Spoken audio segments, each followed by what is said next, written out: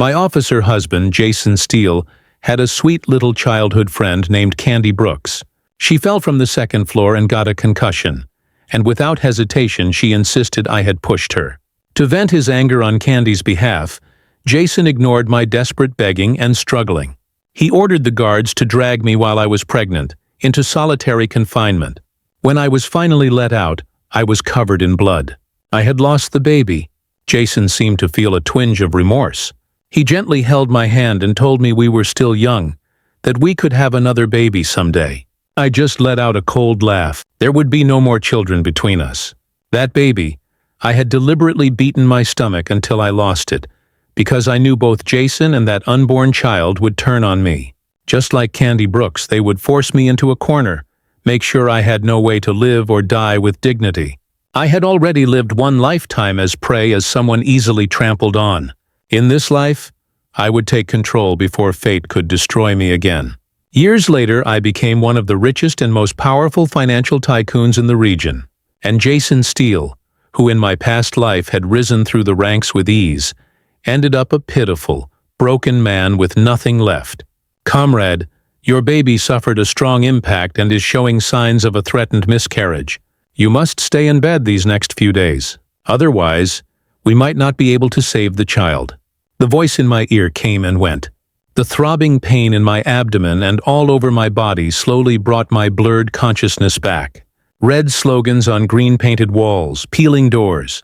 It looked like something from 40 years ago. But hadn't I already died?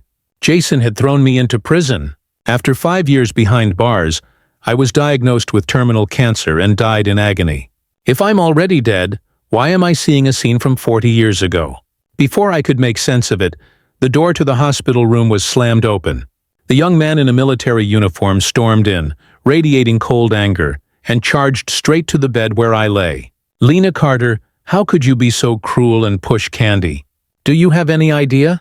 She almost died." The words I didn't rose to my lips, but I swallowed them. What use was denying it? What use was trying to explain? Last time I denied it. I explained that it wasn't my fault. But Jason never believed me. He only believed Candy Brooks. Jason shouted at me, his face twisted in rage. My gaze fell on the face of a Jason Steele who looked decades younger. In his 20s, he really was handsome. Sharp features, a tall nose bridge, and even those eyes blazing with fury at me were magnetic. In my past life, I had loved that face to death. I devoted myself to him without regret, humbled myself, gave up my dignity, and in the end, I died a wretched death. I had been so naive, even after being framed by Candy, even after being thrown into prison by Jason, even after being diagnosed with cancer and given only days to live. I still thought about him, still longed for him. I used to believe it was all Candy's doing and that Jason was just deceived, that he was innocent until I knew I didn't have much time left, and begged the doctor treating me to let me see Jason and our son one last time. But they refused me coldly. The doctor looked at me with pity and told me Jason was taking the overseas on vacation for her birthday. He didn't have time to see me. He said I should reflect on my mistakes in prison. Even my son sent a message. If you're going to die, then just die already. Stop embarrassing me. Don't make things harder for my dad. I was already on the brink of death, and with one last breath, I spat up blood and collapsed. I never expected to live again. But here I was, seeing Jason's young face once more. The man I had loved for decades. The man who betrayed me for just as long. The love I once had for him had completely vanished. In my past life, if Jason had only told me honestly that he loved Candy Brooks, no matter how much I loved him, I would have stepped aside and let them be together. But he never told me that. He always insisted he just wanted to repay her kindness, that he saw her as a sister. Yet under that noble excuse of gratitude, he and Candy did everything behind my back, shameless and indecent. My life had been one long tragedy devoted to someone else's fairy tale, and the pain and despair I felt before dying. It left behind a hatred that I couldn't suppress. I stared at Jason, locking eyes with him. If I could, I wanted to bite him, rip into him, just to release even a fraction of the rage buried inside me for the innocent, pitiful woman I used to be. Jason didn't notice anything wrong with my expression. He kept shouting, "I never thought you'd be such a vile, shameless woman. Don't think being pregnant will save you, Lena Carter. I'm telling you, this time I won't let you off the hook," Jason Steele said coldly. I gave a mocking laugh. "And how exactly are you planning to do that?" "I want you to apologize to Candy. And I want you in solitary confinement to reflect seriously on your mistakes." Same old routine. That was exactly how Jason handled it in my previous life, too. Two conditions that left me no room to resist. 1. Apologize to Candy Brooks and admit I was wrong. 2. Accept punishment in solitary confinement. Reflect on my behavior. Both were mandatory. No one believed my explanations. In the end, I had no choice but to apologize to Candy, admit to something I didn't do. I thought maybe, just maybe, Jason would let me go for the sake of our 5 years of marriage, or because I was pregnant. But I was far too naive. The day I was discharged from the hospital, Jason heartlessly had the guards send me straight to the isolation chamber. Tears streamed down my face as I begged him. I told him I was pregnant, asked him to consider the child and punish me later instead. But Jason showed no mercy. He said I was vicious and unrepentant, that I had to pay the price for my actions to learn a lesson and never repeat it. 7 days in pitch-black solitary confinement. All I could do was count numbers, waiting to be released. Jason didn't visit once. The guards even forgot I was in there. A pregnant woman locked away like a criminal. It wasn't until Jason returned from accompanying Candy to the Capitol for her medical treatment that he realized I was still locked up. A normal person wouldn't survive 7 days without food or water. When they finally pulled me out, I was in a deep coma. It was a miracle I hadn't died. Dr. Song worked tirelessly for days to save me from the brink. But 7 days without a single drop of water or grain of food had severely damaged my organs. I developed a chronic stomach condition, probably one of the reasons I eventually got terminal cancer. When I was finally released, Jason was briefly overwhelmed with guilt. He treated me unusually well, and I thought maybe he truly loved me. Because I loved him, I forgave him. But later, Candy told me that Jason only treated me nicely because he was afraid I'd report him to his superiors. If I had died in solitary confinement, especially while pregnant, it would have been a political disaster for him. I didn't believe her back then. I kept deluding myself and fell into one toxic cycle after another. Pathetic me, right up until the end of my last life, clung to the illusion that Jason loved me, that he'd only been deceived by Candy Brooks. But in this life, I know better. I remember everything. I will never again be blinded by Jason Steele's facade, because no form of love should ever come wrapped in endless pain. I stared at Jason and said firmly, word for word, "I did nothing wrong. I won't apologize, and you have no right to put me in solitary." Jason's face darkened with fury. "Are you sure about that?" "I'm sure. You're so stubborn and ignorant. Then don't blame me for what happens next." The veins on Jason's forehead bulged as he turned and barked toward the door. "Take Lena Carter to solitary. Let her reflect." The guards came in and dragged me away. In my past life, I cared about appearances. I kept quiet. Let them take me just to save face for Jason and myself. But not this time. As soon as the guards laid hands on me, I screamed at the top of my lungs, "Murder! Jason Steele is trying to kill me and my unborn child for that Mistress Candy Brooks. Help! I'm innocent." Jason never expected me to throw away my dignity and scream like that. Everyone around turned to look. People started whispering. His reputation was in shambles. He had no choice. In a panic, he lunged forward to cover my mouth with his hand, but I was burning with hatred. I bit down on his hand hard. Blood filled my mouth thick and metallic. I saw his face contort in pain. Did it hurt? Of course it did. He was bleeding, but that pain was nothing compared to what I'd endured in my last life. I was dragged to solitary under the gaze of a stunned crowd. People pointed and whispered as I passed by. What did Lena Carter do to deserve solitary? I heard she pushed Candy Brooks down the stairs. Candy got seriously hurt.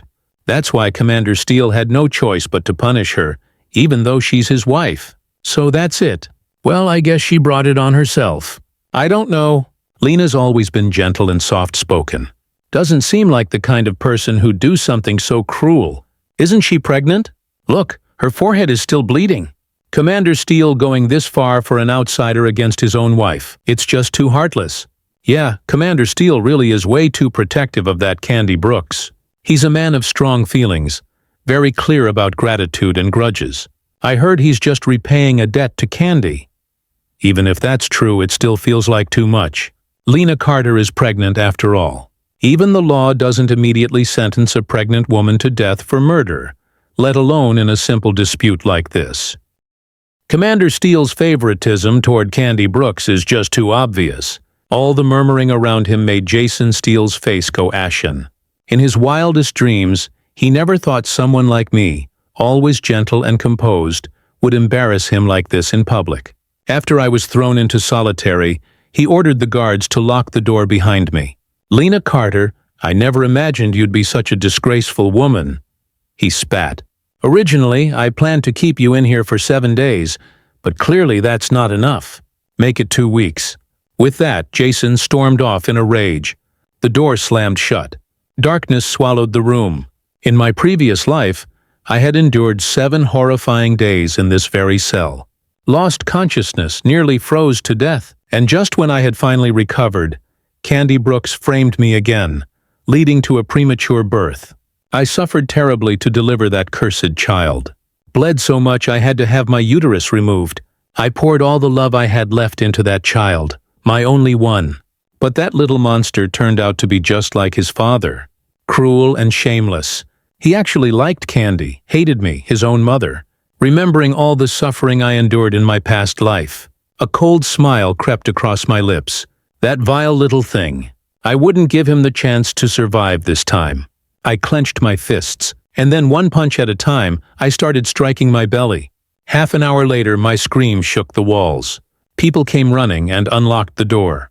They found me lying in a pool of blood on the floor. I had miscarried. Covered in blood, I was rushed to the hospital. Jason had been sitting at Candy's bedside when he heard the guard report that I had lost the baby. He leapt up without hesitation and rushed out of the room, completely missing the satisfied smirk on Candy's face as she watched him go. After the surgery, I was wheeled out of the operating room and immediately spotted Jason waiting with a grim expression on his face. He stepped forward, trying to take my hand. "Get out," I said, cold and clear. Jason froze and stepped back, stunned, watching the nurse push me past him. After the IV drip was in place, Jason actually followed me into the room again, this time with a rare expression of sorrow on his face. Was he grieving the loss of the baby?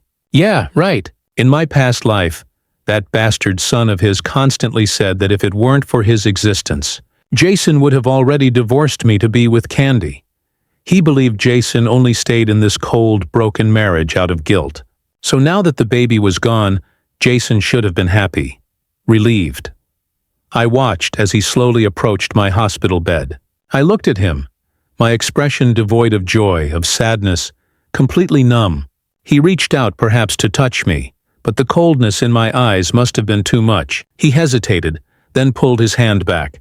In a stiff voice he said, "Lena, I didn't expect this to happen. Just rest and recover for now. We're still young. We'll have another baby." Another baby? I almost laughed out loud. Was that meant to comfort me? After all, word of my miscarriage in solitary must have already spread throughout the entire base. Commander Steele, so revered for his discipline and integrity, had shown zero mercy to his own pregnant wife. I could only imagine what kind of gossip was flying around now, especially with another woman involved. Jason's open favoritism toward Candy was no secret. I figured rumors had already started and I would gladly pour more fuel on that fire. As I was thinking this, a nurse rushed in and called out to Jason, flustered, "Commander Steele." Comrade Brooks fainted. Apparently Candy had found out I miscarried and tried to come visit me, but her body was so weak she only made it a few steps before collapsing in the hallway. This was her favorite trick. In my last life it worked like a charm every single time, but this time things might not go her way. Jason immediately ran off in a panic, leaving me lying in bed sobbing and screaming. My cries were so loud that nurses, doctors, and even patients from the next room came to see what was happening. When they realized I had lost my baby, they all tried to comfort me with kind words. While crying and wiping my tears, I began telling the nurses, doctors, and curious patients everything that Candy Brooks and Jason Steele had done behind my back. Ever since Candy showed up, the man listed on my marriage certificate, Jason had completely drifted away from me. Jason arranged a job for her, gave her more than half his salary to spend however she pleased. Candy clung to him constantly, deliberately provoking me, trying to stir up conflict between us. She always found excuses to pull him away, even in the middle of the night, saying she was afraid of thunder or rain, and had him stay with her all night long. And then she even had the nerve to say she was going to get rid of the baby in my belly, to force me and Jason into a divorce. Everything I said was true. People in the base had seen it with their own eyes. They just hadn't known that the two of them were also spending time alone at night, a man and a woman behind closed doors. As I spoke, I saw the looks in everyone's eyes begin to change. Add to that the fact that I had just lost my baby. While Jason ignored me completely and rushed to Candy's side without hesitation, people couldn't help but notice. The nurses, doctors, and patients all heard every word I said. From the looks on their faces, I knew it wouldn't be long before news of Jason's affair with Candy spread like wildfire through the entire military base. Jason was summoned by his superior. He told them he and Candy were clean, that he was only helping her out of gratitude. His superior believed him, but the gossip outside was getting out of hand. That leader had been Jason's longtime mentor and liked him a lot. Still, he warned Jason to watch his reputation and keep his distance from Candy. When Jason returned to the hospital, his face was like thunder. As soon as he closed the door, he glared at me. "Lena Carter, you almost ruined me. Because of your impulsiveness, my superiors talked to me. Do you realize what kind of damage that could do to my career?" I curled my lips slightly. "Good. I hope it does affect you. In my last life, I endured everything in silence. Humiliation, pain, betrayal, while Jason and Candy lived carefree and unbothered. After going through such a hellish life, how could I let him sail smoothly to success in this one? I was reborn, and I intended to make life a little more uncomfortable for my enemies. Jason didn't know what I was thinking. He thought I still loved him deeply, still cared about his future more than my own. He assumed I'd follow his every instruction without complaint. He warned me, "From now on, you need to clarify those rumors one by one. Let everyone know that there's nothing between me and Candy, that our relationship is purely like brother and sister." I tilted my head and looked at him. "Really, brother and sister? That's strange because as far as I know, you two don't share a single drop of blood." Jason's expression shifted at my mocking smile. "If I had any feelings for Candy, do you think I would have married you?" he snapped. That was exactly how he brainwashed me in my last life, and like a fool I had believed him. Now hearing that same tired excuse again, I couldn't help but laugh. Cold, sarcastic laughter. Jason's face darkened. "Lena, this isn't the time to be petty or jealous. I'm in this mess because you wouldn't listen. I'm warning you. Cut it out. If you keep this up, I'll divorce you." "Divorce? That's exactly what I wanted." "Great," I said without missing a beat. "Let's do it. Let's get divorced right now." Jason wasn't expecting that. His expression froze. "What nonsense are you talking about?" "I'm not talking nonsense," I replied calmly. "Why should I share my husband with another woman? Let's just end it cleanly. You go your way, I'll go mine. We each find our own future." His face turned red with anger. "What are you saying, Lena? We're in a military marriage. You think divorce is that simple? So what? You plan to keep sacrificing yourself for a lifetime? Or maybe you want your precious Candy to stay the third party forever." The term third party didn't even exist in that era. Jason blinked, confused. "Third party? What does that mean?" I didn't bother explaining. Instead, I looked him in the eye.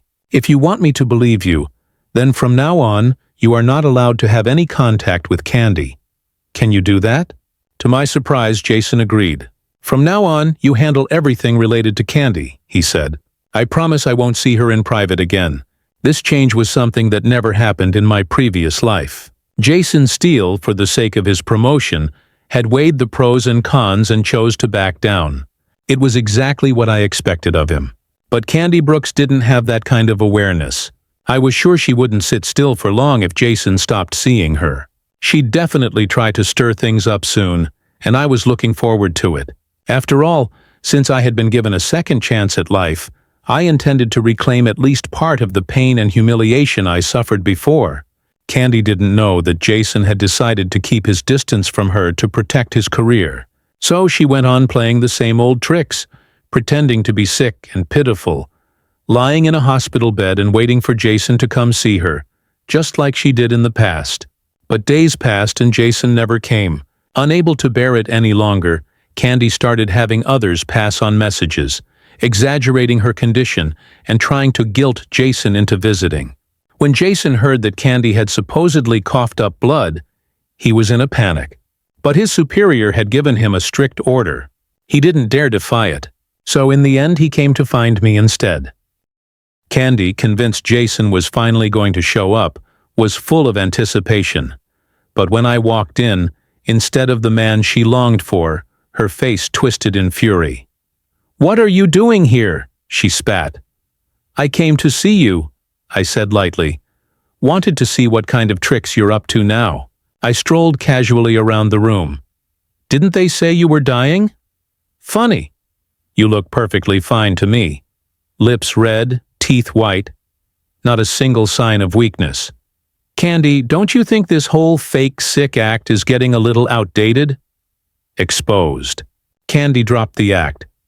"Lena Carter, losing your baby must have felt awful, huh?" Her smile turned cruel. "I was the one who caused it, but Jason doesn't care about you at all. He only trusts me. For me, he's willing to wrong his own wife. You must feel terrible about that." "You're overthinking it," I said with a calm smile. "If losing a child means Jason will stay away from a disgusting woman like you, then it was worth it. Candy, you probably don't know yet. Jason's not going to see you again." She froze. "What do you mean?" "I mean exactly what I said. Word's already out. Everyone's saying you and Jason have an inappropriate relationship. He's trying to protect his reputation now, which means keeping his distance from you." Candy looked stunned. "What did you do, Lena?" "Don't worry," I said, smiling as I walked over to her bed, standing above her. "I'll explain it all. Candy, I know exactly what kind of filthy schemes are in that mind of yours. You wanted to kill the child in my womb. You wanted to break me and Jason apart so you could take my place. So I helped you, gave you exactly what you wanted." I leaned in, eyes cold. "Here's the truth. I was the one who ended my pregnancy. I was also the one who spread the rumors about you and Jason." "No, that's impossible." Candy's voice trembled. "You're insane. You love that baby. You love Jason. You were obsessed with his reputation." The disbelief in her eyes turned to sheer rage. She understood how serious the consequences of what I'd done could be for both her and Jason. "You vicious woman. You used your own flesh and blood to get back at me." "You're a monster," I smiled coldly. "Compared to you, I'm nothing." "Lena Carter," she hissed. "Starting now, I'm going to make you feel all the pain you once made me suffer." "Oh, really?" I raised a brow. "Then let's see who wins this time." With a sudden scream, Candy raised her hand and slapped herself twice across the face, loud and sharp. The sides of her face immediately swelled, and blood trickled from the corner of her mouth. She even licked the blood with her tongue before glaring at me with murderous hatred. Then she screamed at the top of her lungs. "Lena Carter hit me. Help!" With that, she jumped off the bed and ran barefoot toward the door, but she only managed a couple of steps before I grabbed her by the hair and yanked her backward. She hadn't expected me to retaliate physically. In the past, I was the nice one, the meek, soft-hearted wife who avoided confrontation at all costs. But not anymore. With both hands gripping her hair, I pulled with everything I had. Candy twisted in pain, her face contorted in agony. As she screamed, I slammed her head against the wall. Once, twice, again. She never saw it coming. My brutality stunned her. She shrieked until finally the pain overwhelmed her and she passed out. I stared down at her unconscious body on the floor. I wiped my face a few times and quickly let the tears pour down. Nurses in the hallway who heard the noise rushed over. When they saw me crying like that, tear-streaked and completely devastated, they immediately stopped and asked, "Comrade Carter, what's wrong? Who did this to you?" They were all familiar faces. During my hospitalization after the miscarriage, many of the doctors and nurses had come to sympathize with me, and none of them liked Candy Brooks. She had been pretending to be sick while standing around in a hospital bed for days. Everyone could see through her act, and her arrogant attitude only made them more irritated. I sobbed so hard I could barely breathe. "I'm done for. I'm absolutely done for, Candy." She slapped herself and pretended I hit her. And now she's lying on the floor pretending to be unconscious. The nurses exchanged glances. Candy had a bad reputation. Everyone knew she was only able to throw her weight around the hospital because Jason Steele was protecting her. They already disliked her self-righteous behavior. And once they realized she was the one interfering in my marriage, they despised her even more. I kept crying. What am I supposed to do? What am I going to do now? There's no way I can prove my innocence. Even if I jumped into the Yellow River, I couldn't wash this off. If Jason finds out, he'll definitely blame me. I'm done. I'm so done. One of the nurses put a comforting hand on my shoulder. "That's enough, Comrade Carter. Don't be afraid. We'll testify for you. Thank you." I sniffled, but she's still lying on the floor faking it. "What should we do about that? We'll go in with you and take a look." With several nurses at my side, I returned to the room. Candy was still lying there, pretending to be unconscious. The nurses all looked down at her with visible disgust. "All right, that's enough. Cut the act and get up," one of them said coldly. But of course, the unconscious Candy didn't respond. Still crying, I walked over, crouched down beside her, and reached out to touch her. "Come on, drop the act. Get up." As I leaned in, I slipped the sewing needle I'd hidden in my hand deep into her lower back. It was a heavy-duty needle I'd brought specifically for her, at least 6 or 7 centimeters long. Anyone could imagine the pain of something like that being jabbed into your flesh. Candy, who was supposedly unconscious, screamed out in agony the moment it pierced her skin. As her eyes flew open in pain, I quickly withdrew the needle and hid it in my sleeve. The pain made Candy bolt upright. The moment her gaze met mine, and saw the smug, malicious smile in my eyes, her rage boiled over. Without thinking, she raised her hand and tried to slap me across the face.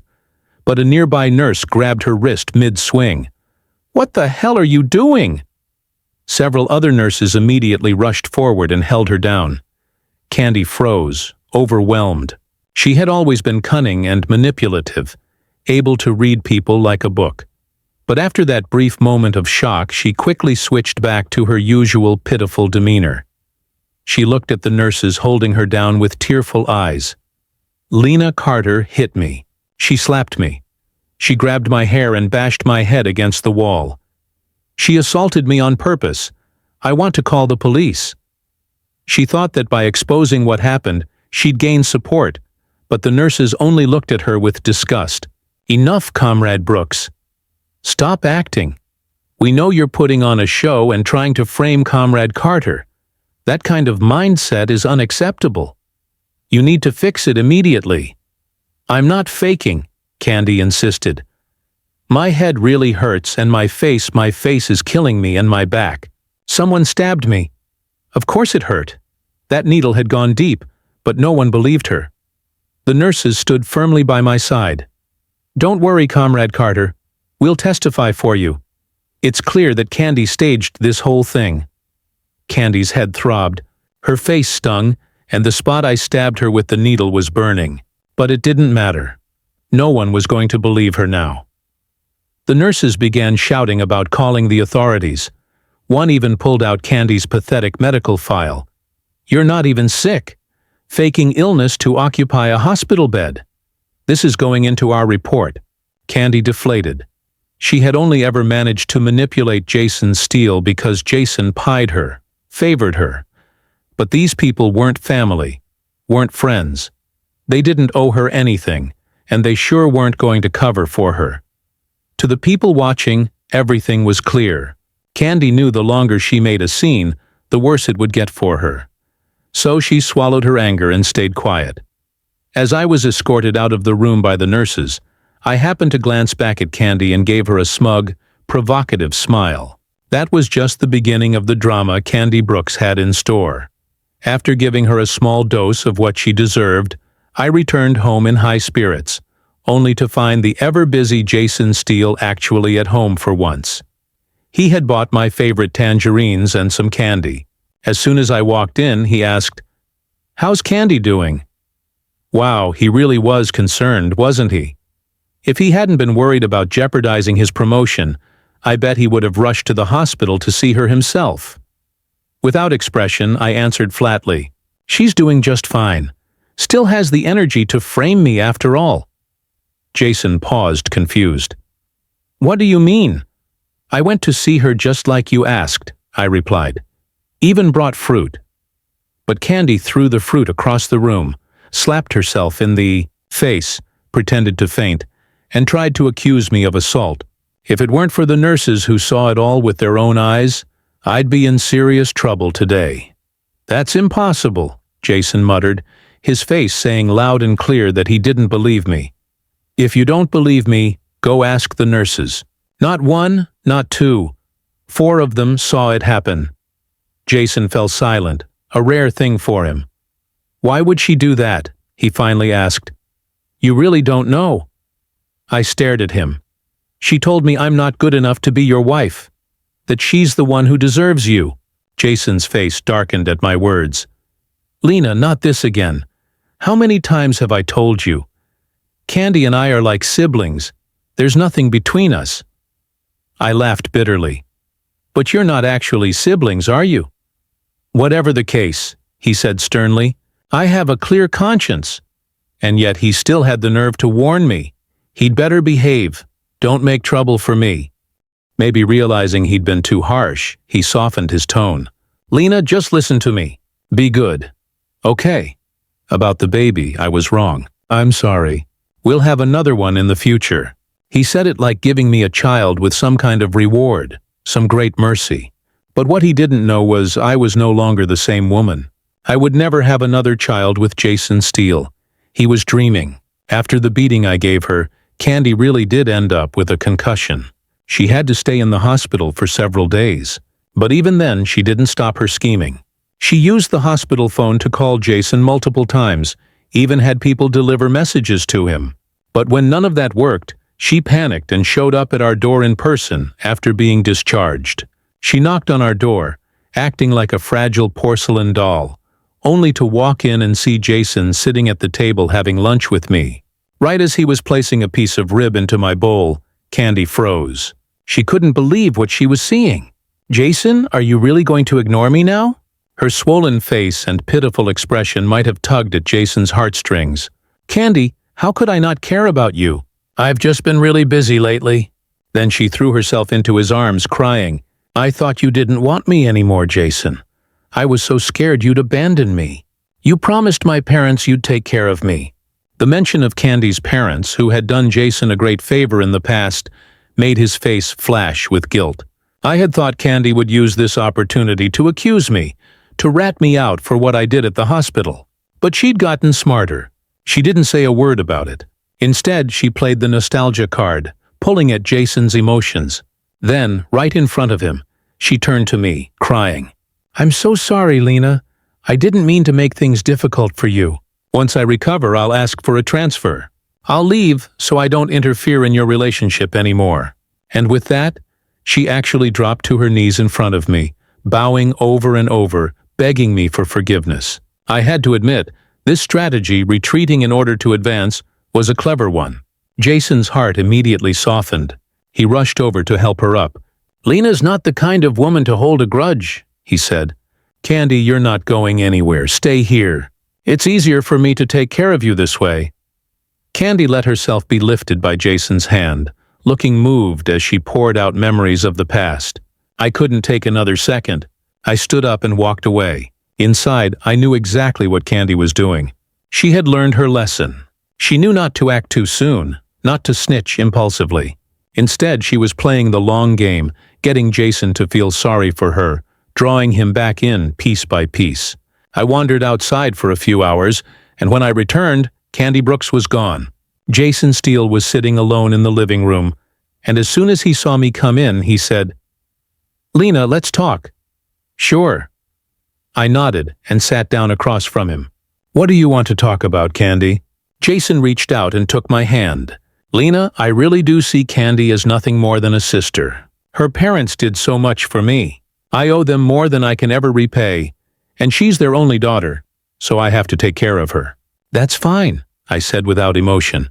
"If you feel the need to repay them, I won't stop you. You can do whatever you want with Candy. You don't need to inform me. I don't care." "Don't say that to hurt me," Jason said, sounding frustrated. "You've misunderstood. You think there's something inappropriate between me and Candy, but I swear there's nothing like that. I only see her as a sister. The only person I want to spend the rest of my life with is you. In my previous life, if I'd heard such a passionate declaration, I would have fallen head over heels for it. Believed him with all my heart, blindly and willingly. But I'm not that foolish woman anymore. I'm no longer the hopeless romantic who thought love was everything." I pulled my hand out of his grasp. "Got it. I know what you mean. Anything else?" Jason looked stunned by my lack of reaction. Then he reached for my hand again and held it tightly. "Lena, I'm heading out on a mission soon. I'll be gone for a while. While I'm away, I need you and Candy to get along. She's promised to listen to you, and I'm counting on you to take care of her. I'm leaving her in your hands. Just wait for me to come back." It almost sounded like he was handing her over to me like a responsibility. I raised an eyebrow. "All right. I'll be sure to take good care of your dear Candy." Jason led his team on a mission to the south. Before leaving, he reminded both me and Candy multiple times to get along peacefully. Candy and I both nodded in forced agreement. But peaceful coexistence, that wasn't going to happen.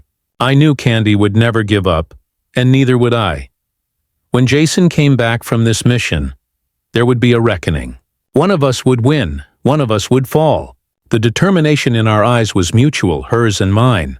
On the first day Jason was gone, Candy and I put on a show of perfect harmony. She called me sis sweetly and helped around the house cooking and cleaning like a devoted little helper. On the second day she bought me a new outfit and a pair of shoes. She even invited me to see a movie. She clung to my arm with affection, calling me sis in front of everyone. It was her way of putting on a performance, showing everyone how close we supposedly were. We went in and out together, supporting each other, looking like the ideal sister-in-law duo. All the previous drama seemed to vanish, as if it had never happened. On the 10th day of Jason's absence, Candy knocked on my door bright and early, bringing me breakfast. "Sis, I've got the day off today. Let's go for a walk by the river." "Okay, sure," I agreed pleasantly. She had already packed lunch and snacks, then linked arms with me as we headed out the door. Whenever we ran into someone we knew, Candy would greet them warmly and announce that we were going on an outing together. By the time we reached the edge of town, she'd made sure a dozen people had heard about it. We brought our food and rode a shared bike all the way to the small river nearby. Just before we arrived, I clutched my stomach and said I needed to use the bathroom, then walked away for a bit. When I returned over an hour later, Candy was already waiting by the riverbank. She looked irritated, pacing back and forth, her eyes filled with impatience. I even heard her muttering under her breath. I cleared my throat. "Candy, sorry to keep you waiting." The moment she saw me, her whole demeanor shifted. The irritation disappeared as if I'd imagined it. "Sis, look how beautiful the scenery is here," she said sweetly. "Let me borrow someone's camera and take a few photos of you." I agreed without hesitation and stood by the riverbank, letting her snap a few shots. Several times she laughed playfully and lunged toward me like she wanted to grab or hug me. But standing at the river's edge, I was careful, always stepping aside just in time.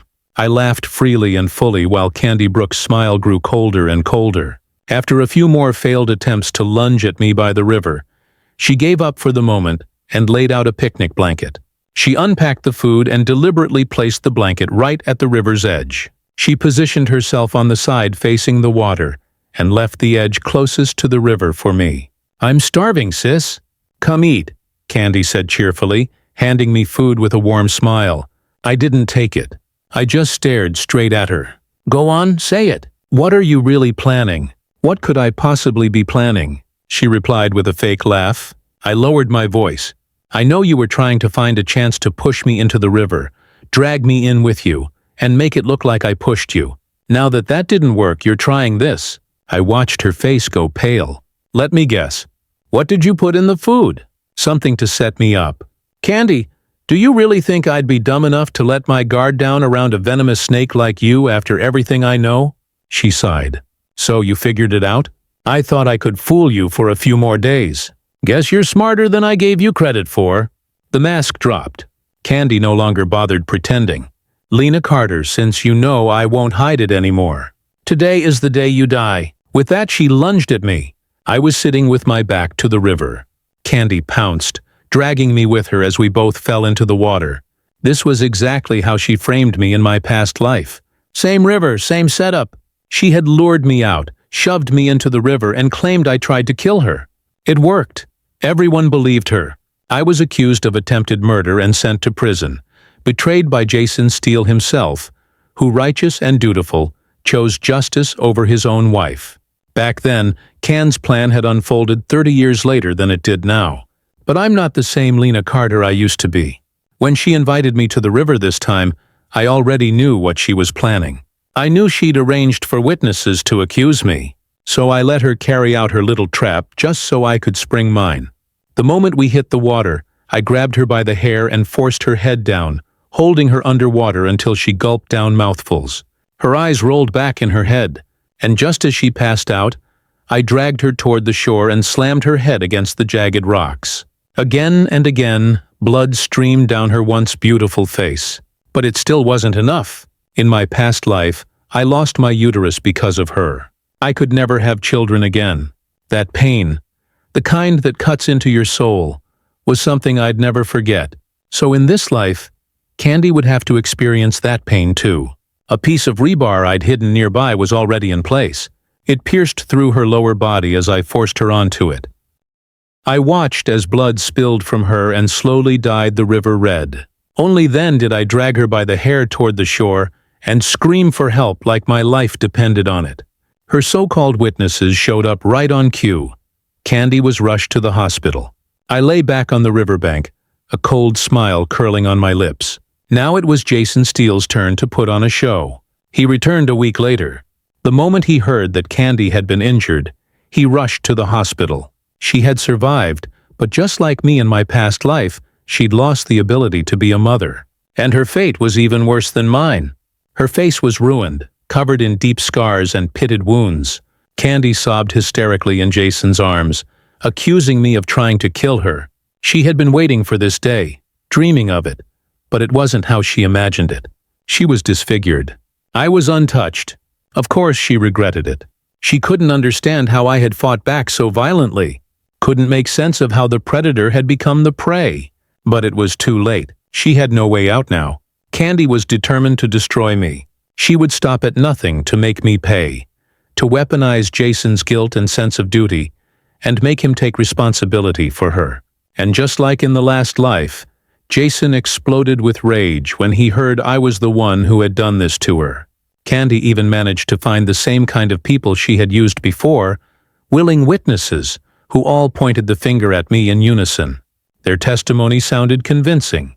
They said that ever since Jason left, I had been bullying Candy Brooks, that Candy had tried to win me over, bought me clothes and shoes, did housework willingly, even invited me on a riverside picnic. All just to change my attitude toward her. But I, supposedly deranged and heartless, turned around and tried to kill her. They claimed they saw me with their own eyes holding Candy underwater. With both witnesses and evidence, I was once again, just like in my past life, branded as the villain. And just like before, there seemed to be only one road ahead. Prison. Jason Steele was furious over my viciousness. His heart ached for Candy's suffering, and he swore to her that he would make things right. Meanwhile, I stayed at home, waiting for the wrath I knew was coming. In the quiet days leading up to Jason's return, I had already packed my bags. I sold most of the furniture in the house, even the bicycle. I stitched all the money into the lining of my clothes and had a detailed plan laid out. I was ready to end this once and for all. The door burst open with a loud kick and Jason stormed in. He grabbed me by the collar and yanked me off the ground. "Lena Carter, why did you do it?" I pried his fingers off my shirt. "Jason, what if I told you this had nothing to do with me? That the whole thing was Candy's setup? Would you believe me?" Jason snapped. "Don't even try." He was livid, just like last time. "Candy can't swim and you can... Do you really think she'd be stupid enough to plot something that puts her in that much danger?" As always, Jason chose to believe that Candy was incapable of risking her own safety. He questioned me angrily. "And even if she did set you up, why would she let herself get disfigured? Why would she give up her ability to have children?" I scoffed. "That's easy. Her plan failed. Things got messy. It wasn't supposed to go down that way." "You're insane, Lena. You think I'm obligated to protect you?" "That I'll blindly defend you no matter what you do. You committed a crime. This is prison time we're talking about." "Of course I know," I said calmly. "But I'm not the one who caused this. Candy brought this on herself." "You still won't admit it?" Jason shouted. "You're more ruthless and shameless than I ever imagined. If you insist on throwing everything away, don't blame me. I'm not letting this go." "Good," I replied coldly.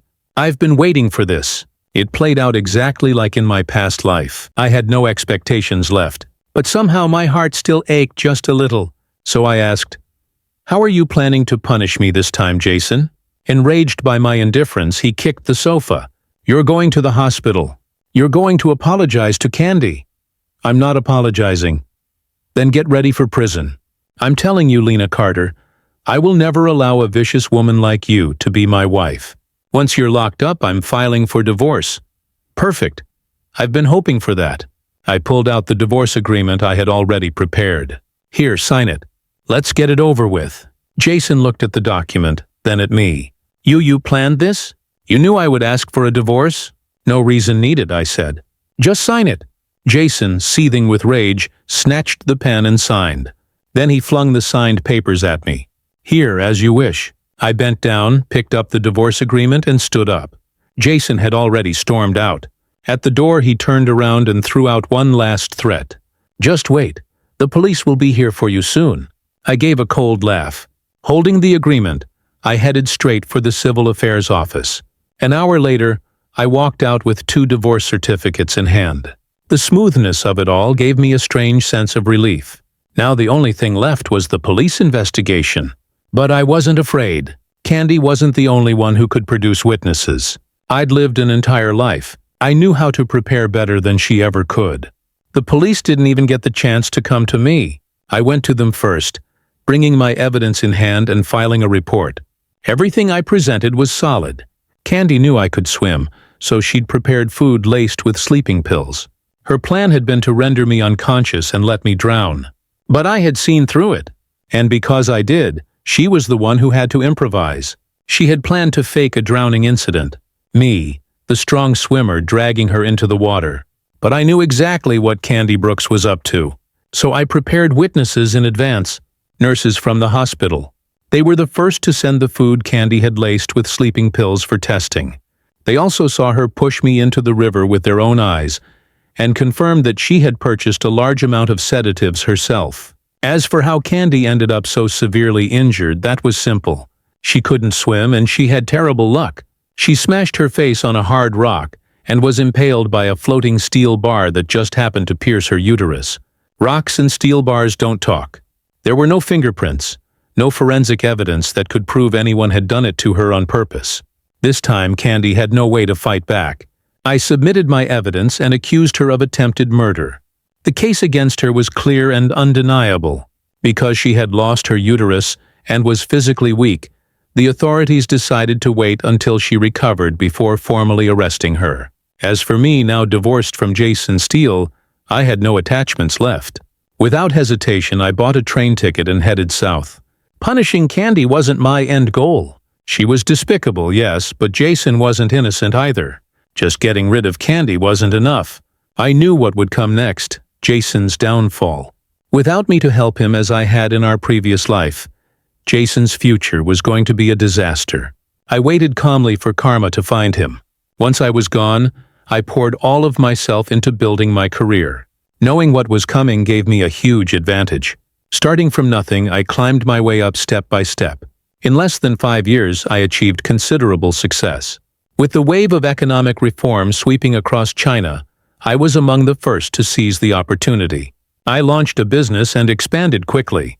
Over the next decade, I became the country's first self-made female billionaire. I opened branches across the nation, expanded my reach, and used my wealth for charitable work. I never imagined I'd run into Jason Steele again during a charity event in Jonk, of all places. More than 10 years had passed. Jason had gone from a dashing military officer to a man in a wheelchair. I stood on stage giving a speech. He sat in the audience staring up at me. Our eyes met. Mine were calm and knowing. His were filled with shock. I watched his lips move. I couldn't hear the words, but I could read them clearly. Lena. After the donation ceremony, I got into my car to leave, but Jason rolled his wheelchair in front of my vehicle, blocking the way. Lena, do you know how long I've been looking for you? I looked at him silently. Why? I never meant to send you to prison. I never meant to divorce you.